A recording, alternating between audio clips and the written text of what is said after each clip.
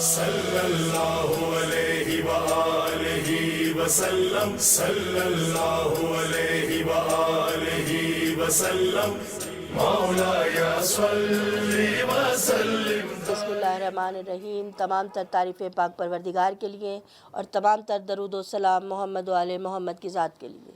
قائم T V Canada کی جانب سے ذاکرہ اہل بیت حنا حیدر پروگرام ہے ہمارا ہدی للمتقین۔ اس زمن میں ہم نے قرآن کی آیت کو سرنامہ کلام بنایا ہوا ہے۔ الف لام میم ذالک الکتاب لا ریب فیہ ھدی للمتقین الذین یؤمنون بالغیب۔ اور گفتگو کر رہے ہیں ہم ہدایت پہ، متقین پر اور غیب پر۔ آج اس سلسلے میں بات کروں گی شداد کی۔ شداد کہنا چاہیے کہ دنیا کا وہ فرعون تھا کہ جس نے خدا ہونے کا دعویٰ کیا کہ میں خدا ہوں۔ پروردگار نے جناب لوط سے کہا کہ جائیں شداد کے دربار میں اور اسلام کی بات کریں، دین کی بات کریں۔ جناب ہود آئے ہیں شداد کے دربار میں اور آپ نے کہا کہ اللہ کی وحدانیت کا اقرار کرو، میری نبوت کا اقرار کرو۔ شداد نے کہا میں اللہ کی وحدانیت کا کیوں اقرار کروں، تمہاری نبوت کا کیوں اقرار کروں، اس سے مجھے فائدہ کیا ہوگا؟ اللہ کے نبی نے کہا اس سے فائدہ یہ ہوگا کہ تمہیں جنت ملے گی۔ کہا جنت کیا ہے؟ یہ پورا قرآن میں واقعہ بہت تفصیل کے ساتھ درج ہے۔ کہا جنت کیا ہے؟ کہا جنت ایک بہت حسین جگہ کا نام ہے، دودھ کی نہریں ہیں، یاقوت کے محل ہیں۔ جو بھی جنت کی تعریف کر سکتے تھے جناب ہود نے جنت کی تعریف کی کہ دودھ کی نہریں بہہ رہی ہیں اور بڑے بڑے محل ہیں، یاقوت کے محل ہیں، غلام ہیں، کنیزیں ہیں، حوریں ہیں۔ شداد نے کہا یہ سب کچھ تو میں بنا سکتا ہوں، یہ سب چیزیں میں خود سے بنا سکتا ہوں، تو مجھے کیا ضرورت ہے کہ میں اللہ پر ایمان لاؤں اور تمہارے نبوت پہ ایمان لاؤں؟ بس شداد نے پروردگار نے جناب ہود سے کہا کہ اس کے دربار سے نکل آؤ۔ اب شداد نے جنت بنانی شروع کی، اور جیسی جناب ہود نے نقشہ کھینچا تھا کہ جنت ایسی ہوگی، جنت ایسی ہوگی، شداد نے بالکل ویسی ہی جنت بنانے کی کوشش کی۔ اس نے خزانوں کے منہ کھول دیے، بڑے بڑے، میں اگر آج کی زبان میں استعمال کروں، بڑے بڑے آرکیٹیکٹس کو بلایا، دور دور سے آرکیٹیکٹس کو بلایا گیا، انجینئرز کہنا چاہیے آج کے زمانے کے اگر میں الفاظ استعمال کروں کہ انجینئرز کو بلایا کہ جتنی حسین کر کے جنت بنا سکتے ہیں بنائیں، پیسوں کی فکر ہی نہ کریں، خزانوں کی فکر ہی نہ کریں، خزانوں کے منہ کھلے ہوئے ہیں، بس جنت حسین ہونی چاہیے، جیسی اللہ کی کہیں جنت ہے ایسی ہی جنت ہونی چاہیے، تاکہ میں اللہ سے کہہ سکوں کہ دیکھو جیسی جنت تیرے پاس ہے ایسی جنت تو میرے پاس بھی ہے۔ بس شداد کی جنت بننی شروع ہو گئی۔ شداد نے جب جنت بن رہی تھی، ظاہر ہے پیسوں کی کمی بھی آئی، عورتوں میں اعلان کر دیا کہ عورتوں سے کہے اپنا زیور دے دیں، ہم دگنا کر کے واپس کریں گے۔ خزانوں کو ڈھونڈنا شروع کر دیا، جہاں جہاں سے خزانہ مل سکتا تھا لوٹ مار شروع کر دی، جہاں جہاں سے لوٹ سکتا تھا شداد نے لوٹنا شروع کیا، لوگوں کے خزانوں کو لوٹنا شروع کیا، لوٹ مار کر کے وہ جیسی جنت بنانا چاہتا تھا کہ جیسی اللہ کی ہے ایسی جنت میری بن جائے، لوگوں کو لوٹا، مالوں کو لوٹا، اور ایسی جنت انجینئرز کو بلا کے ایسی ہی جنت تیار کرنے کی کوشش کی۔ جب وہ جنت بنا رہا تھا تو جنت میں اس نے دودھ کی نہروں کا بھی انتظام کیا۔ اب یہ ہم سب جانتے ہیں کہ دودھ اگر ایسے ہی رکھ دیا جائے گا تو دودھ ایک دن یا 2 دن میں خراب ہو جاتا ہے۔ اب اس نے دودھ کی نہروں کو جب جاری کیا تو پروردگار نے جبرائیل سے کہا کہ اس کی دودھ میں ایسی تاثیر پیدا کر دو کہ یہ خراب نہ ہو، میں نہیں چاہتا کہ اس کی جنت خراب ہو، کیونکہ ظاہر ہے دودھ خراب ہو جائے گا تو نہریں بھی خراب ہو جائیں گی، اور نہریں خراب ہوں گی تو جنت بھی خراب ہو جائے گی، اس کی جنت میں کوئی کمی نہیں ہونی چاہیے۔ جناب جبرائیل نے بالکل ایسے ہی کیا، دودھ میں وہ تاثیر پیدا کر دی کہ دودھ خراب ہی نہ ہو۔ اب شداد کی جنت بن رہی ہے، شداد دیکھ رہا ہے کہ میری جنت بن رہی ہے، جیسے جیسے محل کہا گیا تھا ایسے ایسے محل میں نے تعمیر کرا لیے، باغ و باغیچے تعمیر کروا لیے، دودھ کی نہریں تک بنا دی۔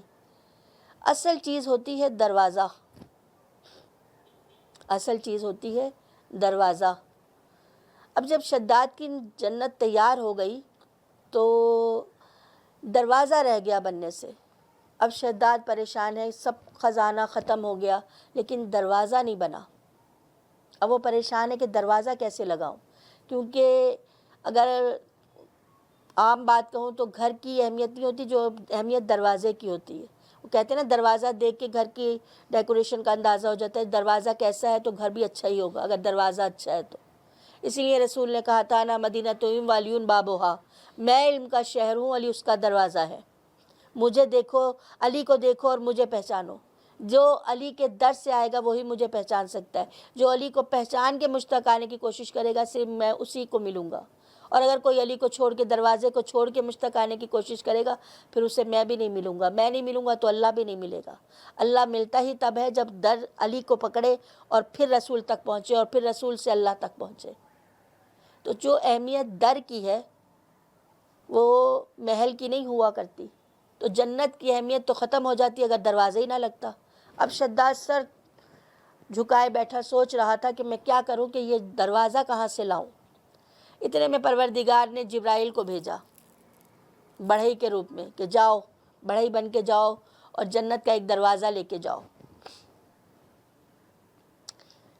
آئے ہیں جناب جبرائیل جنت کا دروازہ لے کے بڑھئی کے روپ میں۔ کہا کون ہو؟ کہا میں بڑھئی ہوں۔ کہا یہاں کیوں آئے ہو؟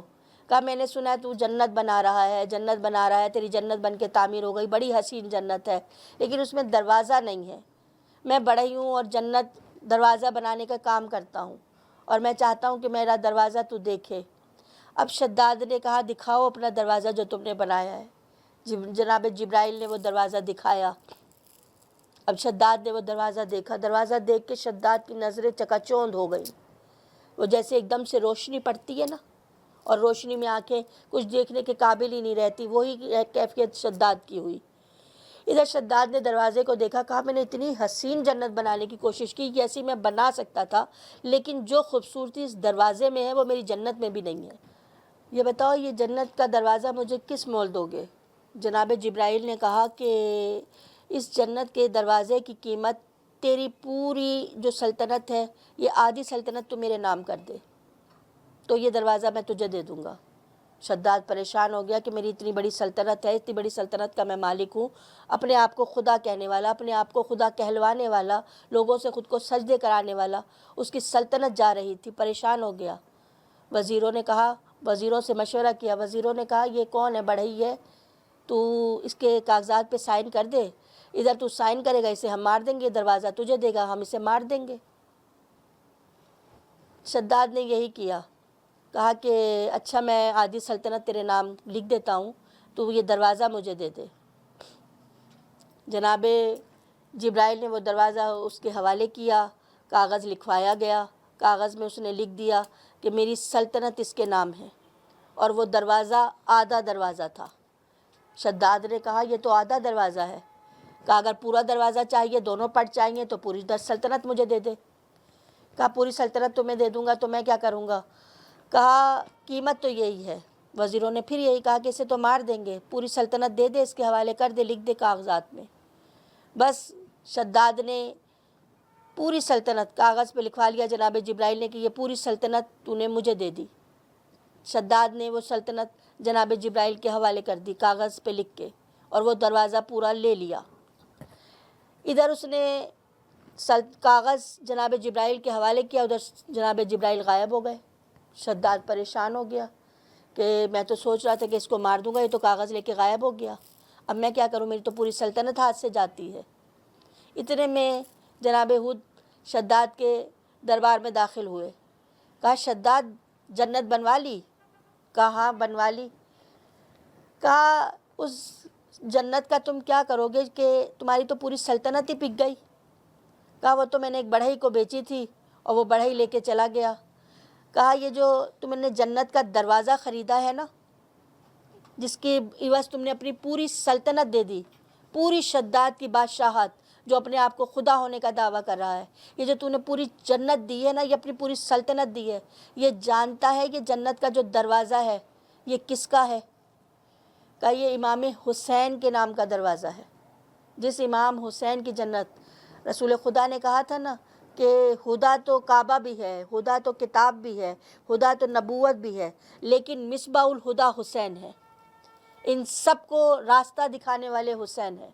تو جس حسین کی جنت کا فقط ایک دروازہ شداد کی پوری بادشاہت خرید لے، جو اس نے پتہ نہیں کتنے عرصے میں بنائی تھی، جو جنت اس نے بنائی تھی، وہ ایک دروازہ پوری جنت خرید لے شداد کی، سوچئے وہ حسین کیا ہوگا۔